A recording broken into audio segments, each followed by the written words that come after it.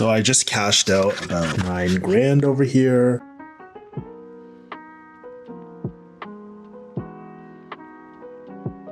By the way, my client is Ali Abdal. I use ChatGPT. Have it like write a custom email for me too. That's part about being a really great closer. I hate that word. That's actually like always open. I gotta get running, but I'll make sure to send everything. Sounds good. We have 1, 2, 3, 4 sales that came in today. Pretty much on track to doing.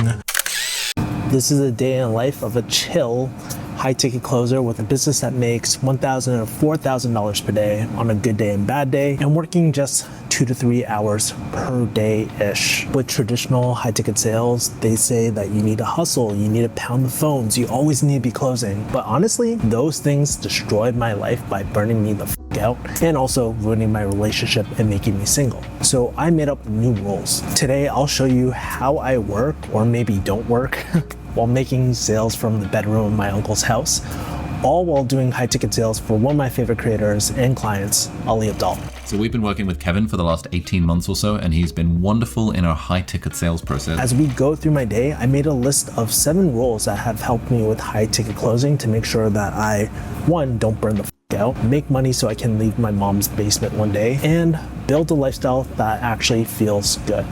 Before we start, shout out to Dea. This vlog was inspired by her, so go watch her content. All right, into the vlog. Today, I am going to take you in the trenches of my $1,000 day for high ticket sales.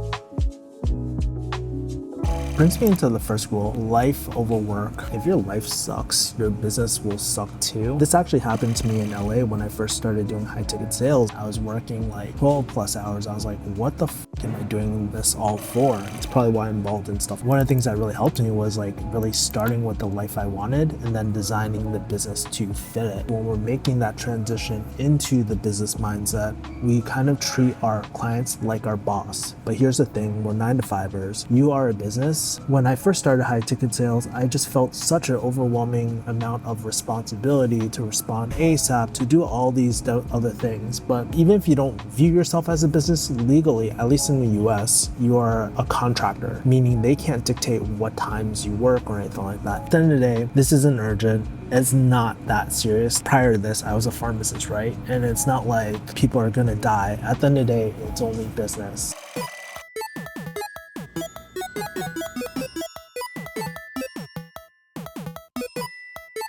So we got a lot of stuff to do today. We got some work stuff, we have some fun stuff too, because as much as I love work, I also need to touch grass too. And so let's kind of go over my typical calendar. I'm like kind of recreating this in the future. So typically my schedule is like from 5 to 7 a.m. I usually go to no-gi jiu-jitsu. 7 to 9, I'll do all the self-work. So we'll do coffee shop, personal development, journaling, just to get my mind right and all that. This is when I do a lot of the high ticket sales planning around this time. And then I have calls today from 10 to 2 p.m. And then after that, I gotta do some admin. That is if I don't get this done between my calls. And then I'm meeting up my friend Aprilyn for coffee. She's actually coming in. She's making a pit stop just to see me. And then after that, probably gonna do like a steak dinner, probably not anywhere too fancy. And then I'm done, I just chill for the rest of the day. Just like collected an invoice. This is my Friday. I'll show today's calendar. 1, 2, 3, 4, 5. I canceled 1 lead today because they weren't financially qualified. You wanna know how in the trenches I am, by the way? Look at my bedroom. It is fucking messy as shit.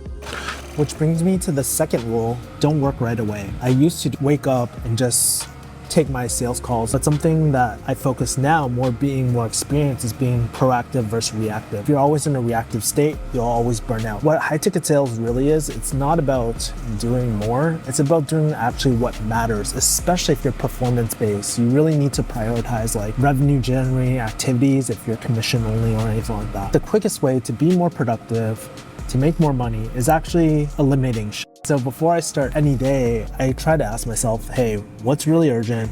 what's important? Is this like a fire to be put out, or is this like, hey, I can actually push this off a little later? What's invisible but essential? Things like admin or follow-ups or systems that I need to personally build out. What can I simplify, cancel, automate, or outsource? And seeing which leads do I really want to invest my time on. If someone is just like spamming the forums and just trying to get a meeting with you, that's not deserving of your time. One of the things I like to do before jumping on my meetings is just like opening all the tabs.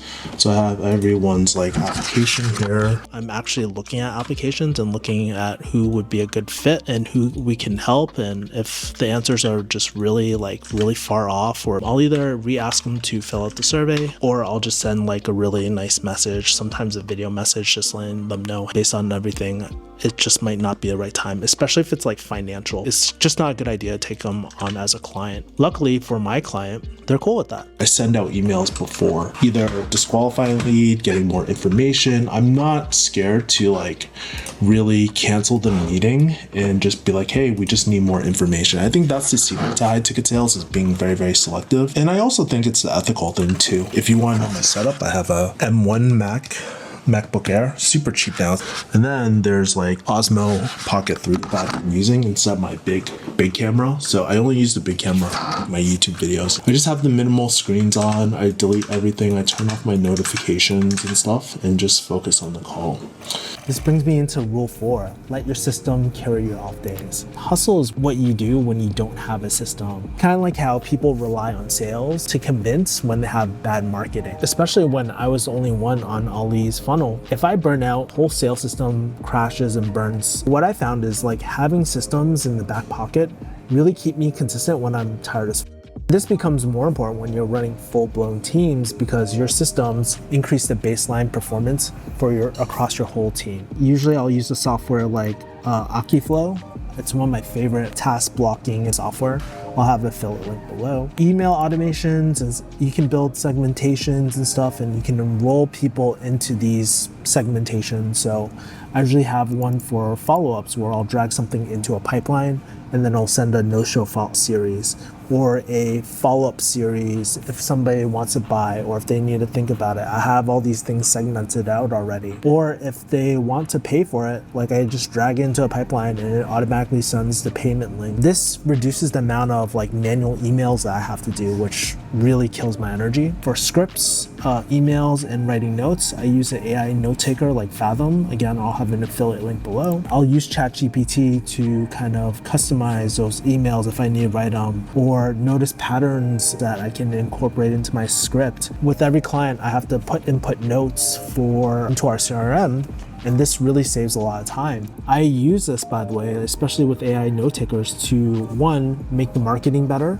2, make the sales page better, so it makes my job easier, and then 3, I make the offer better too, so the offer gets better with every single touch point, every single sales call I have. The other thing I do is I'll have like bookmark folder tabs. I'll have my like CRM, my script, my calendar, my Notion, anything that I need to do the job. It really, really helps just being able to open all tabs. And at home, I would have a set background, the same camera. And here's a little trick. I set everything up to my Alexa. So I'd be like, Alexa, Battle Station 1 on. It would literally turn on my camera and I could just get up and just attend the meeting right away. So I would ask yourself like, hey, what are the kind of the system things that you can do to reduce the friction of everyday tasks? This first person, it looks like he has a team. His major concern is like, there's not experienced staff on this. So we're just gonna talk about it. But yeah, let's just kind of see what happens. And then I think we should be good to go.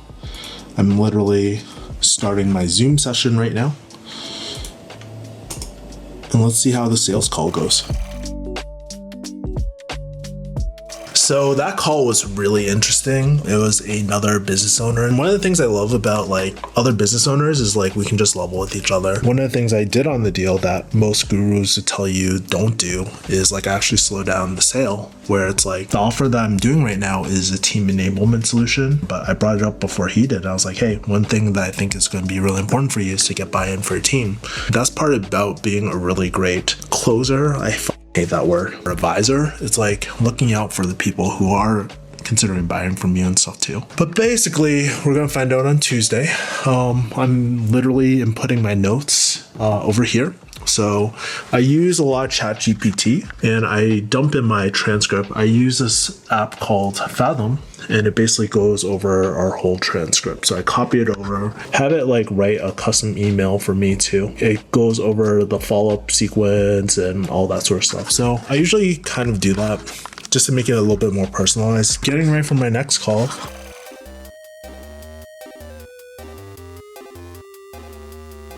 You guys down. Basically, what happened is this person did not show up. I usually send a quick email being like, hey, waiting in the Zoom room, stick around for a few minutes. One of the things that I like to do in between this downtime, do my follow-ups, do all my admin work. There's a lot of admin work for like high ticket sales sometimes. People don't see, like dropping in notes, follow-ups, and all that sort of stuff. I'm getting to a point where I think I really need an assistant. So I'm looking at hiring one pretty soon. I have about 45 minutes until my next call. So need to kind of get back to my emails. Not gonna lie, sometimes it feels like I'm playing StarCraft because I'm like, my actions per minute, my APM is through the roof and I'm doing like so much clicking. And if I were to start over again and I was completely brand new, something I would do is take less calls, just like take 2 calls, space them out for a bit. But since I've been doing this for a while, like I kind of know the drill. I don't really need to think, so it's not a huge cognitive load. But that's the thing sometimes, like when you're new with like high ticket closing, you're just learning so many different things and it can get very, very overwhelming if you're not used to it. Okay, not gonna lie, it's not only until recently where I've really set better boundaries with people. It was through therapy where I kind of realized, hey, boundaries are meant to like protect relationships. The relationship with yourself so you don't resent yourself. The relationship with your client so it's sustainable and so there's no passive aggressiveness. In sales, there's no boundary setting. There's so much people pleasing with like the prospects and needs. There's what I realized, if you don't set proper boundaries, you're going to try to please everyone, people please everyone, overextend yourself. Boundaries aren't optional unless you like burnout. One of the things I like to do is like setting up work blocks, and that is your work capacity. A lot of times we prioritize business number one and then we just like let work dictate our day. Instead, I want my work days to be 4 hours per day, 5 hours per day. Not saying it never extends beyond that. I like to do this proactively versus reactively. I don't like to be like, oh my God, revenue short and then trying to extend block. I can do that if I wanted to, but I like to figure this out before I work when I'm in a calm state, not in a panic survival state. So I have about 30 minutes before my calls. Basically, I am trying to do all the system stuff, the email automations and all that, just so that that's free and clear out of my mind. I like to have things live rent-free in my head so that I can just focus at the task at hand. We have a bunch of renewals. So I think earlier I said I had over 140 people on my renewal list and like another 140 through the wait list that we have. I'm the only one, and so I have to closely monitor my capacity. I'll show you my calendar. So you'll see I have 2 blocks. And so this first block over here, that's actually like always open. And then I have something called like bonus blocks. These are just blocks I have set automatically in my CRM. We use HubSpot, but I personally love Go High Level. I have my availability set for that time. So what I do is actually, let's say if I wanted to take on more calls or we need to open up more calls, I basically change this from busy to free, or I delete this whole block and all of a sudden I have more capacity. This is really important, especially like if I'm out and about. It really, really helps just having those blocks in place. You can imagine that capacity over 300 people. If I blast them all at once, it's gonna get really, really full fast. So what I like to do is strip out these campaigns through email automation and stuff. And this is kind of something I came up with. No one really taught me it, but it's something I take from, again, email marketing, copywriting, and I take from like closing. So you can see how these tools stack up. That's like how I do my call capacity. I like doing 3 to 4 calls per day.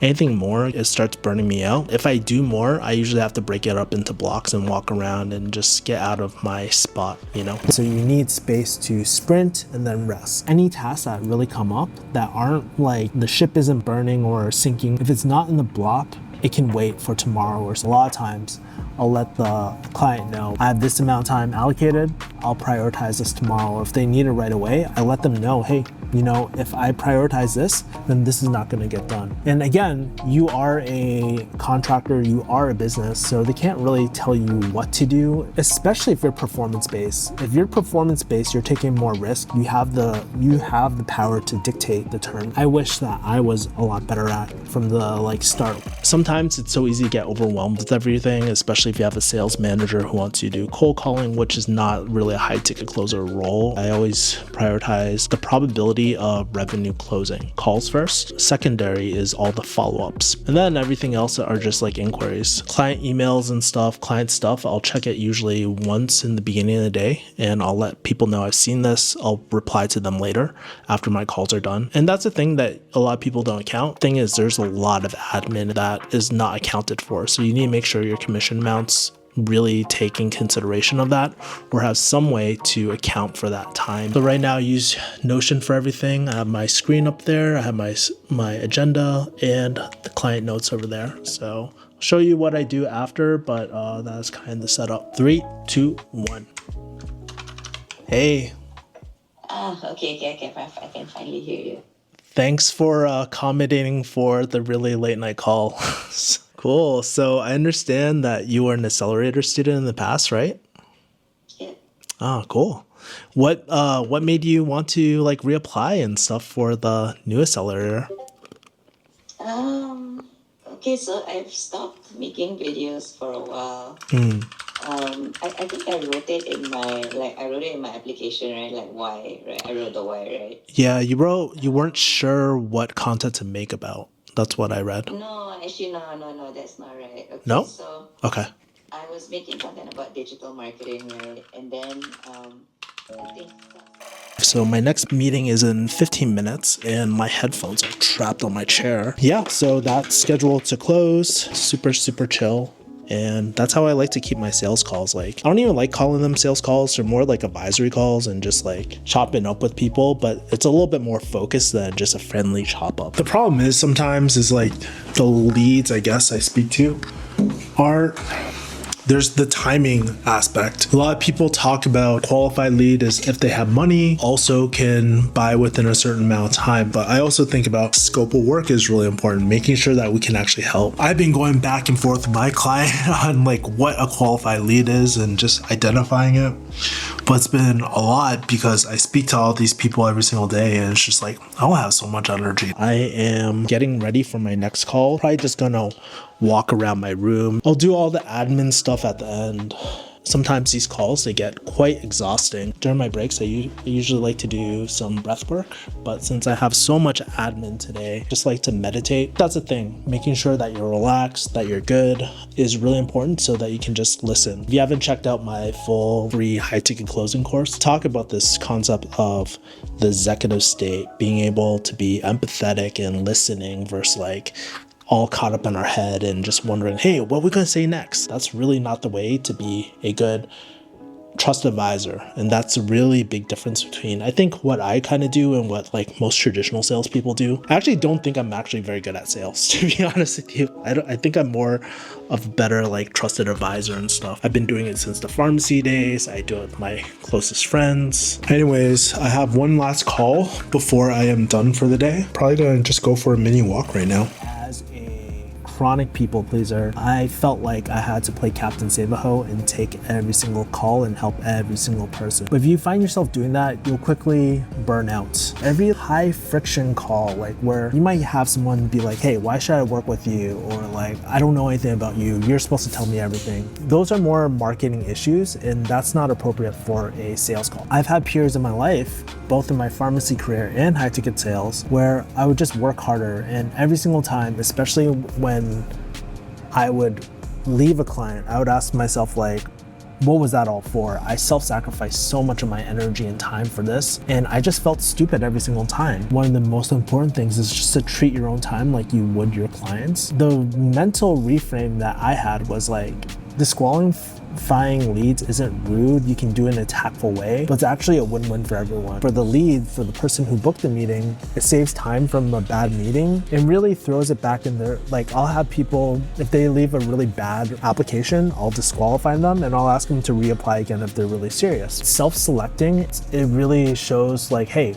do you actually want to do this or not? For you and the client, it saves your time and energy, but also the client like allows you to use that extra energy on better deals and higher leverage activities. A lot of times we come from this scarcity like mindset where like we think we only have so many deals or we only have so many calls, but really something that really helps is having this mind of abundance. And this is the shift from being traditional sales into more of an advisor. This is where the whole like with or without you energy that Daniel Priestley is talking about, where some businesses can command more premium prices than lower prices because you're in demand versus like being super needy. So it starts with this mindset and it starts with saying no and setting proper boundaries too. Oh yeah, just some final information. The accelerator doesn't officially start until the 12th, I believe. So. Okay. Top. Yep. That's pretty much it. Any other questions or anything like that with the accelerator? Honestly, I don't think so. Oh yeah, no. So I think it's like I can't remember. Was it like $6,000 or something? Oh, I forgot for you. Since you are a PTYA student, it does bring it down to 5,000 for you. Okay, so it like takes the amount that I.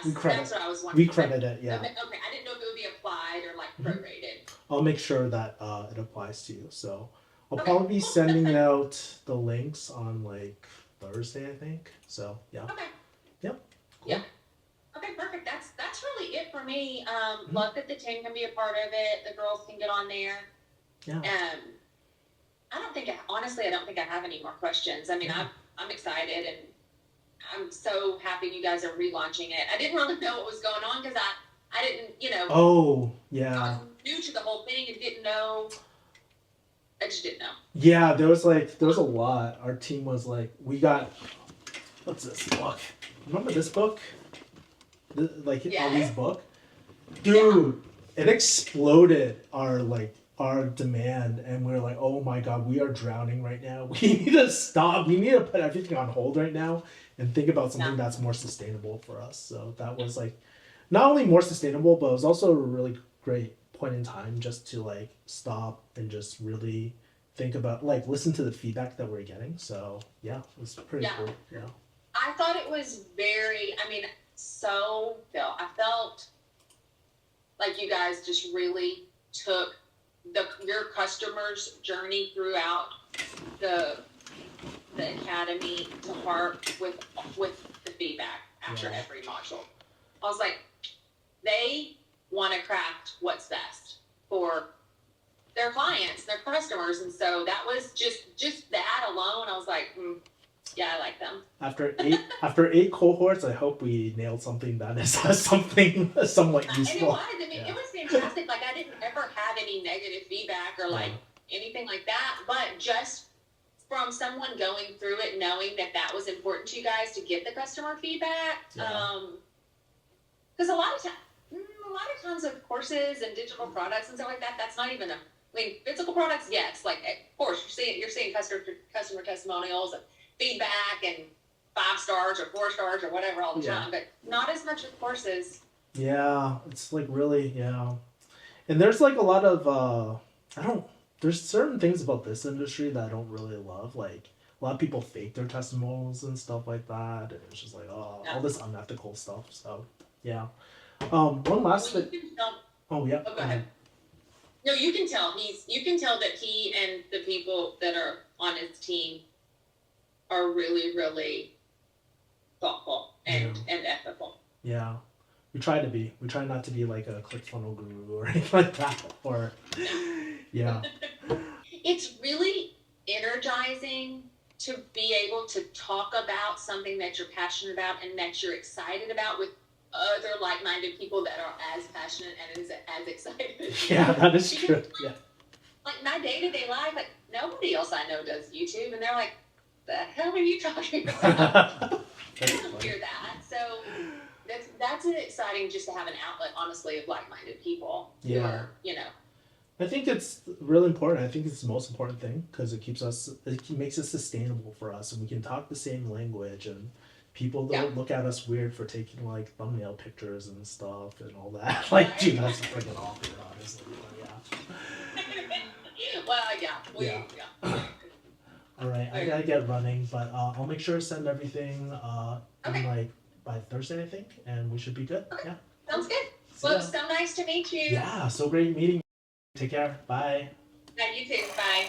So I'm running back to meetings. I literally have my next meeting in the next minute. So yeah, it's pretty crazy. And that's what it's like sometimes. You just gotta truck it out at times. And I'm starting my meeting right now. I gotta get running, but that's $3,600 a year you can put into the right stocks. And when you get 20 years down the line, you can be just living a much better life.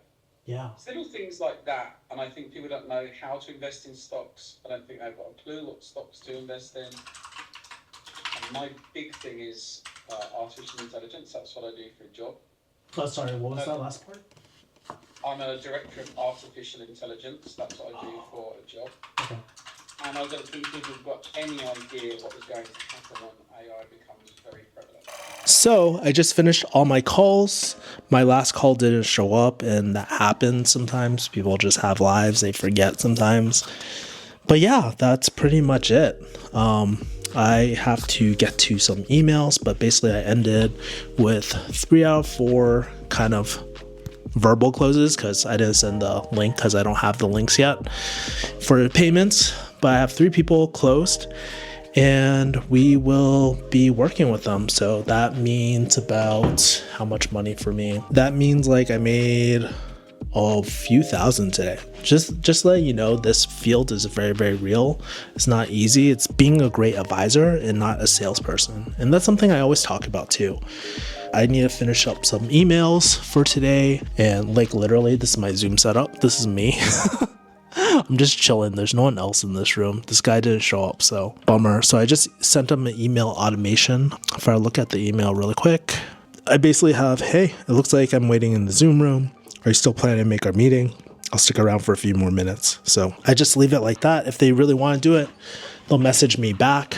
But pretty good day for me, just making a bunch of money, but most importantly, like helping people. I think something I need to do is check my Slacks and finish up my email stuff and write notes. One of the things that I like to do is leave really in detail notes based off the conversations. That's why I have note takers, so I can just like copy and paste them all in the transcripts into our CRM. We use HubSpot, not my favorite. I really love Go High Level. I think that's better. Check this out. We have 1, 2, 3, 4 sales that came in today, which is pretty cool. I have probably more sales, but we're pretty much on track to doing. We had a $2,000 day so far, so I'm pretty sure the rest of the people will come in later because they're US time. But yeah, man, I just finished my sales call and I actually just got another booking. I am pretty exhausted already. That's the thing about like, if you've never done sales and you don't know what it's like, doing this work is very exhausting. So I literally got 3 bookings. What the heck? That's crazy. I gotta check my emails. Probably gonna go grab something to eat because I'm like starving. Probably not anything too heavy, but that's where like a lot of this like self-care comes into place too with high ticket sales. It's like you gotta keep your energy up. I am meeting my friend Aprilyn. It's the first time we're gonna meet. I know this is a random Buffalo thing like right next to me. Yeah, I'm really excited because we've been actually friends for a long time. We haven't met up in real life. We're gonna meet up at a coffee shop near me. They're already there, so I'm already late, but we met through Part-Time YouTuber Academy and Ali Abdal and stuff. But you know, you meet a lot of people in these like communities and stuff, but sometimes like you don't really stay in contact with them. And that's one of the cool things about the mastermind is like I've been able to meet really, really dope ass people recently just through it.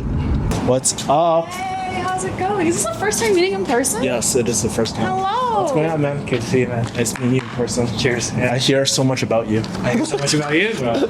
Only bad things, both ways. Oh man, Yeah, sorry. she really hates you. Oh yeah, I hate to tell you. it's good. That's good. All the drinks are. This is actually my favorite coffee shop. So, get my normal. Thank you. Right here. Yeah. And then whatever they want. Oh my god, first time meeting. Wave to all of our fans. Hello. Hello. Cheers Oh shit.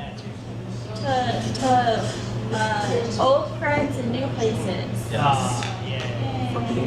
So in the clip that you just saw, I took care of my friend April in, and I find that it's really important to share the wealth with your friends and leave a positive impact on the people around you. It's important to invest your income too and all that, but the goal is not just to win, it's really to win with your people. I often send money, referrals, gears, meals, whatever I can to the people that have really supported me, to let them know I'm really grateful for them. In my opinion, entrepreneurship can be a very lonely journey, but I don't think anyone builds anything meaningful just by themselves.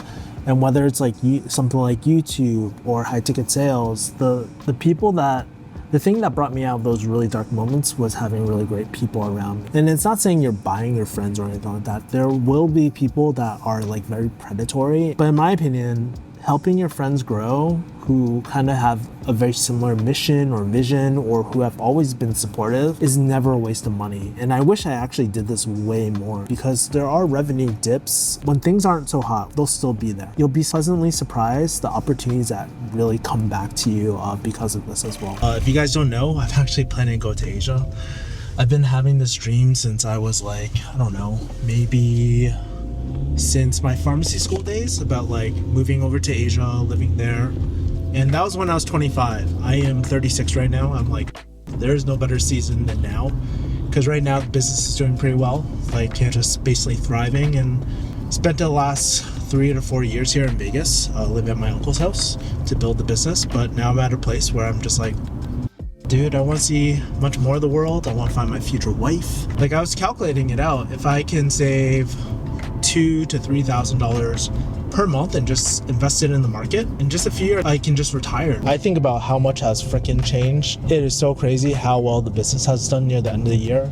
Just launching a new offer for Ali, and then I'm working with a few other creators. And then my mastermind has been picking up. So I want to say I'm just so grateful, and a lot of it was because of the work I've been putting in for so many years. Everybody talks about the L stick like movement, where like things just blow up suddenly out of nowhere, and I finally feel like I'm going through that. I'm not saying that I'm going to be smooth sailing for the rest of my life. Just having this momentum, I forgot what it's like. It's the evening time, probably about like 5 or 6 p.m. right now, but your boy's going to grab dinner. I could have made food at home, but just want to celebrate because I had a $2,000 day. And so whenever I have these days, it doesn't have to be that big. Like, I'm at literally Texas Roadhouse right now, just doing steak. Steak is one of my favorites because it allows me to stay macro friendly and all that sort of stuff too. And I don't know, growing up, we never got to eat steak that much. Celebrate your wins no matter how small. This one I've always heard about, but I was just so freaking bad at all the time. I didn't really understand this until I started making more money with high ticket sales. I'll put it like this. When I had my first $1,000 day or $2,000 day with high ticket sales, I would have like $2,000 sitting in the bank account, and I'd be like, what is this all for? Celebrating creates a reason for you want to work again. It creates a positive feedback loop. We want to optimize for life, not money. Money is rarely the end goal for us. What are we doing this all for? Because of the high ticket sales, I'm able to go to Asia. There's a reason for me working. That makes me want to take on more clients, take on more calls, to spread more good into the world. I want to help my friends. These things are the things that fuel us, not money. Just got my first entree just now, and I also sent my friend $100 for helping me find a DA. We apparently have a meeting later for today, for Monday, so I sent him a little holiday present and stuff like that.